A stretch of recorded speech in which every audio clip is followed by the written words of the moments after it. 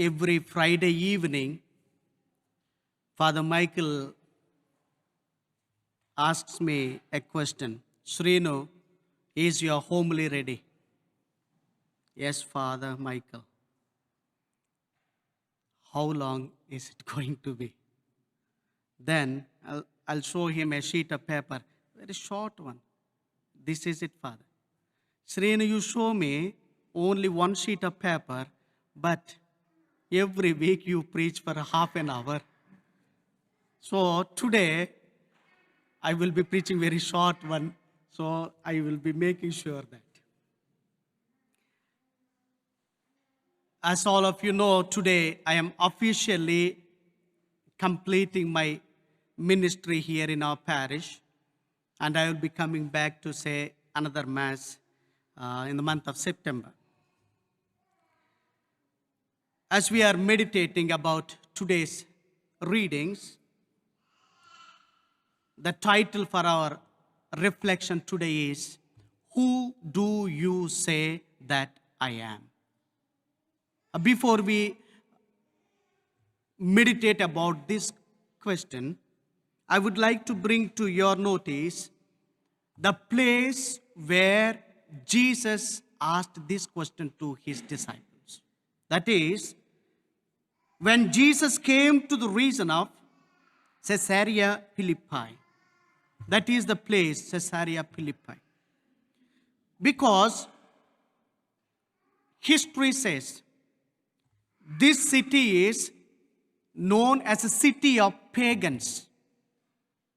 And it has got different specialities, like this city was built by Herod Philip and named after him.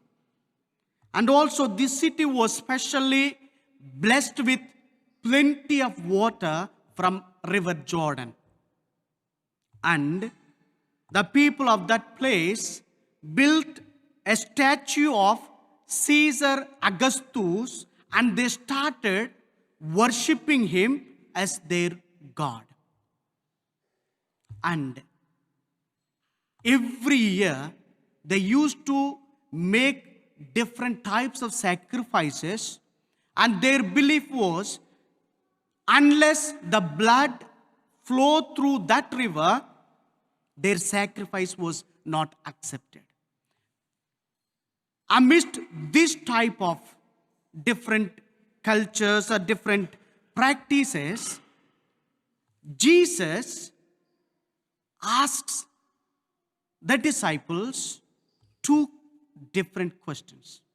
The first one, what is the public opinion about me?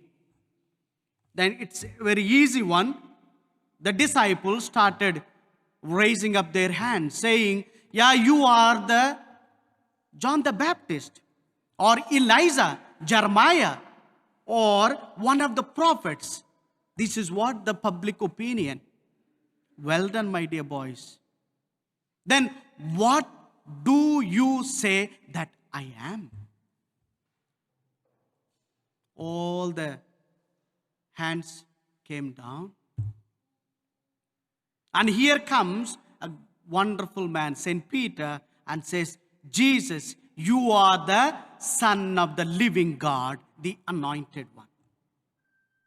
And now, if Jesus is standing here and asking us the same question, or maybe to Annie, or maybe to Sam, or whoever, Sam or Annie or Rob or Peter, whatever, what do you say that I am? What would be our answer? And today, Jesus is not interested what church speak about Jesus. Either Jesus is not interested what we learned from our catechism, or Jesus is neither interested what your parents say, or what my parents say, or what friends speak about Jesus. It is completely a personal question posed to each and every individual. And coming back to my point, speaking about that place, the speciality of that place. And today, each and every one of us are living like that people of Caesarea Philippi. Because today, we are living among false gods.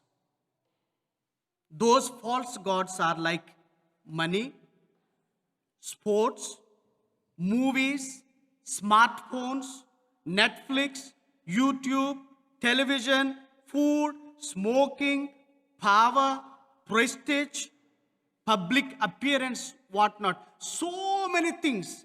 We are caught up amidst all these false gods. We cannot escape from them. But Jesus asks that same question to each one of us. Who do you say that I am? What is your personal opinion about me? What do you feel about my identity? That's what the question today to every one of us. We need to come to a conclusion, answer Jesus. And if, imagine, someone or one of our best friend come to us and live a day with us. End of the day, as that friend goes away to her or his house, can that person able to say that Jesus is our Savior or not? Is a question mark for us. And spending time with Jesus matters a lot. It means a lot of sacrifice, lot of friendship, lot of personal relationship. Unless and until we have that personal touch, personal relationship with that wonderful Jesus, we cannot give a proper answer to that question. So today is the day where we ask for that grace. Lord Jesus, please anoint us with your Spirit to come to that conclusion, or to build up that personal relationship with you in our day-to-day